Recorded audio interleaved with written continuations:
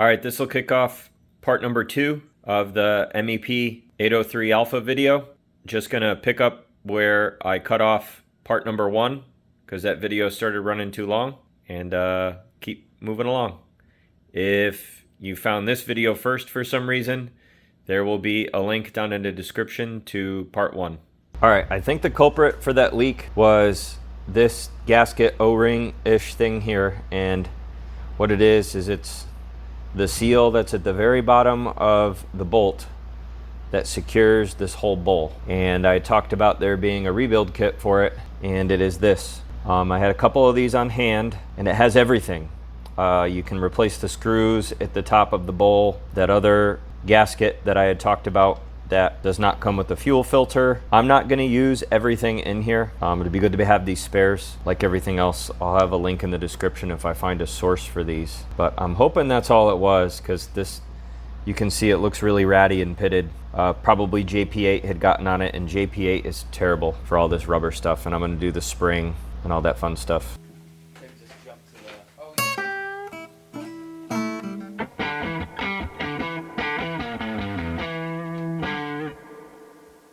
All right, well, that's back together. Didn't even get to check the problem that I thought was gonna leak, and we got to that leak. So let's see where we get to now.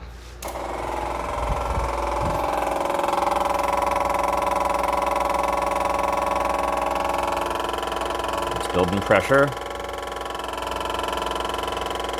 Not squirting out there. You can tell the difference in the pump pitch. I'm not seeing any leak along there. Not gonna kill myself in here, but let's start it, see what happens. Should start right up now. Well, at least we purged some air out.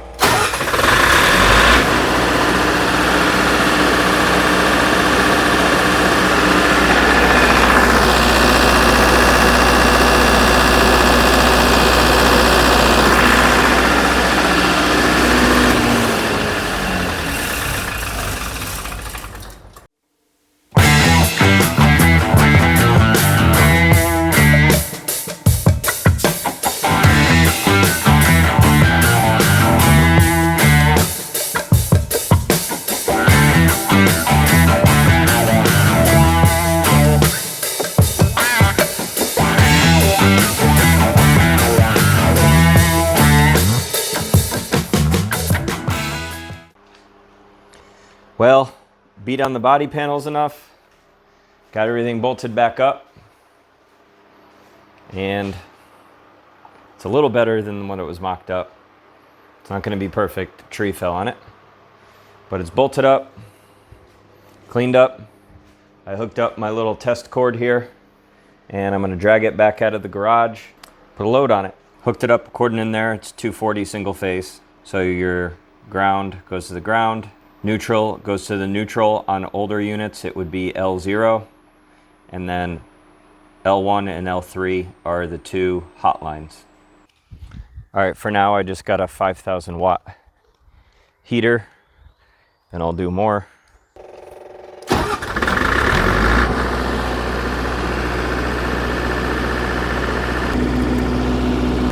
The lights on.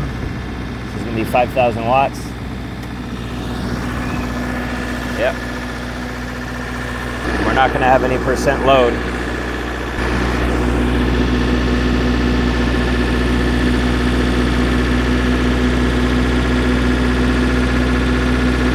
Takes a second for it to fully kick in. It's fully running when that fan starts to turn. If I have some other heaters I can add to this. There it goes. So that's a 50% load.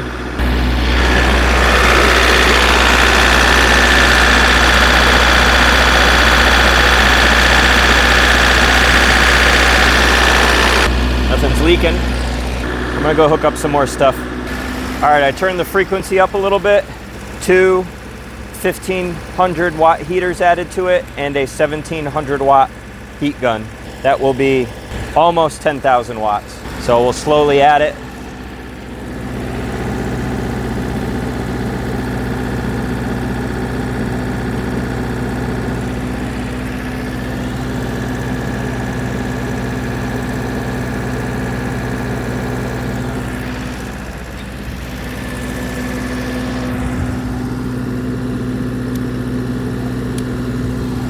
All right.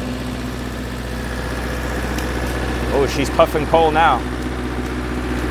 And it's funny, the percent load is finally reading on this incorrect gauge. But she's loaded up. I'm gonna let it run at this load just for a little while. I'm not gonna do a full load test right now. But I just wanted to run it under load for maybe 10 minutes or so. Just because who knows how long it's been since this thing really ran under load. See if any leaks pop up from the work. Go from there. Off camera, once I had it at almost full load, it slowly started losing RPM. And you can see, even after I had it shut off for a bit, look at all the chunks that came out of the muffler in coal. And this thing is wet stacked pretty good, I believe, which means it wasn't being run at enough load. It's probably enough old fuel sitting in the tank too. The real next step that's going to need to be done with this, running it for a couple hours at 50% load, then a couple hours at 75% load, then slowly basically stepping it up to burn the generator out and get it nice and clean. That way you're purging through all the crap that's in there. And then I'm going to put some fuel additive with some good fresh fuel and everything in the tank, because there's still just basically crap fuel in the tank with a little bit that I added when I first got it. So that's not helping. All the repairs are holding up. I let it run for probably 10 minutes. Didn't leak, nothing. We will move on. So I was just fiddling around with this thing, putting some seafoam in the tank and everything, and I was gonna put some in the oil. I discovered a very disappointing problem. When I opened up the oil, I noticed it was really hot. And then when I opened it up, I don't know if it's still gonna be there. The level, I could tell right away was low, and look at, there's some smoke coming out of there, right? Then I looked at the dipstick. I just did the oil change on this. It already looks, it's pretty darn low. Like it's almost down to, I don't know, maybe it doesn't look like it in the dipstick, but maybe the oil just settled out. But kind of looked like it was already down to the low mark. Then when I cranked the engine over and it didn't even get up to RPM, this thing has got terrible, terrible blow by. And I'm thinking what started to happen, maybe, is that it was siphoning some of the oil out of the crankcase. And that's the reason why it was blowing smoke and starting to bog down. I don't know if a valve is stuck or what. I'm not excited about that. I mean, the oil pressure and everything is showing good, but you can actually see how it looks like there's some spatter everywhere. All right, so what I did is I just pulled the dipstick out. You'll probably be able to see.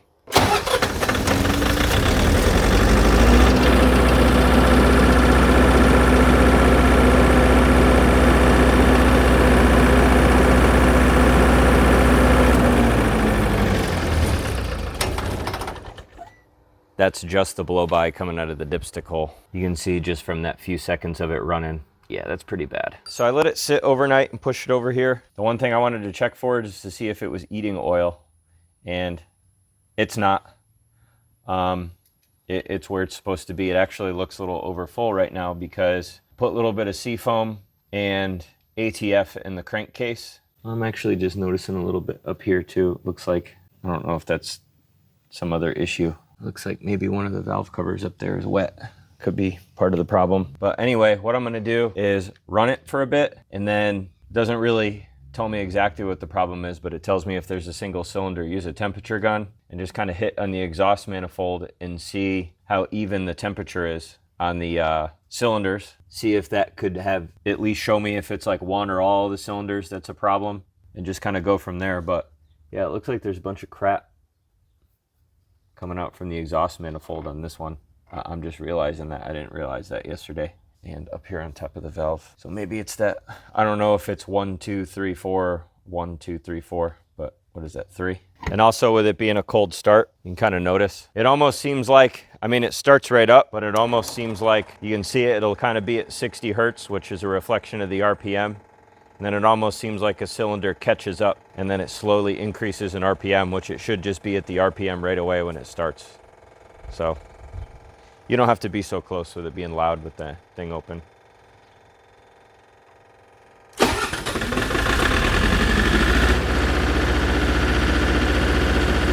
Yeah, See, it's like extra bad now.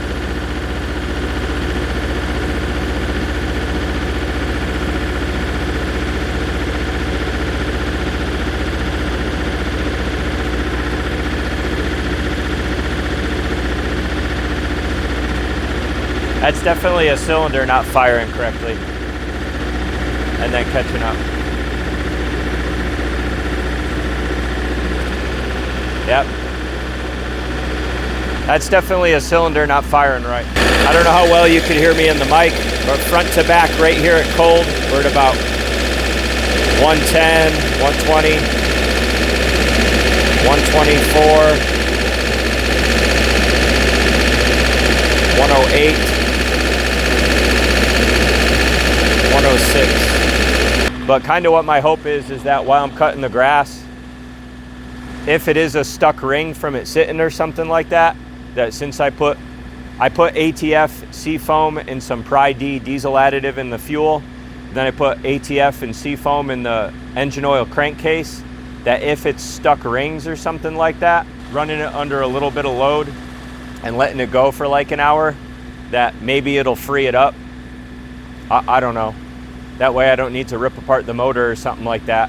And then here in a couple minutes, I'm going to check the temperatures again at the cylinders once I see the engine temperature come up. So we'll see.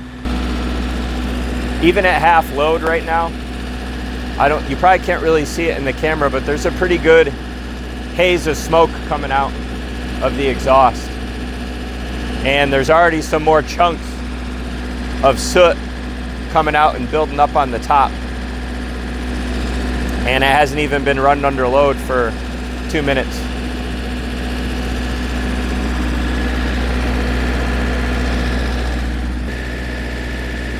So I don't know if that's just buildup in the exhaust or whatever it's burning off or what.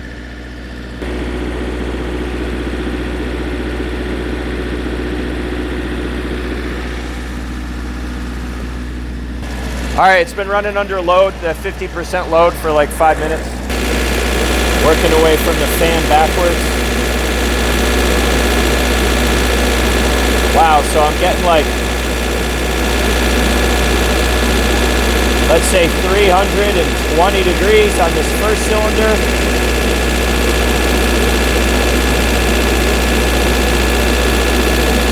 $300 on number 2.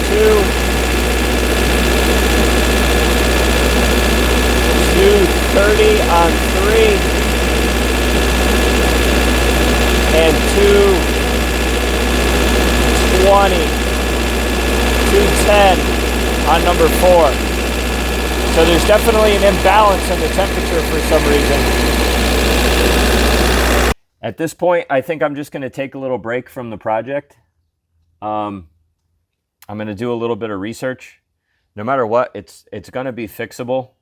I think at worst case, it's going to need like piston rings, or there's something like a valve or a push rod or something that's not quite seating or anything like that all the way, or possibly even like a crack in a piston that's allowing that compression to make its way into the crankcase to let all that smoke come out like that again. Something like that with all that blow by. I'm going to get some input from the Steel Soldiers forums, look in the technical manual for the testing procedures for like compression and stuff like that. This cylinder is definitely running hotter. These 2 cylinders are running hotter. These 2 are running colder. And there's definitely some wetness on this cylinder right here. Who knows? Could be a bunch of different things. But for now, I'm going to give it a break. A link to my thread in Steel Soldiers for this. Any ideas you have, either go to the Steel Soldiers thread and let me know if I haven't already rectified it. Let me know in the comments on here. Once I make some more progress, I'm going to post the part 2 of this because I've already put too much work into it to give up on it, and otherwise it's in good shape. I'm going to keep going with it. I mean, it runs. It's doing what it's supposed to. And these aren't that bad of a motor, so I guess I'll learn how to do it. I wanted to splice this in quickly just to add in through some of my research and stuff without tearing the motor apart yet what I think the problem is and some of the parts that I ordered. I'm pretty sure it's going to be piston rings. Reason being is after I ran it some more to try to get the ATF to loosen everything up, which did not work, After letting it run for too long, the oil pressure dropped really low.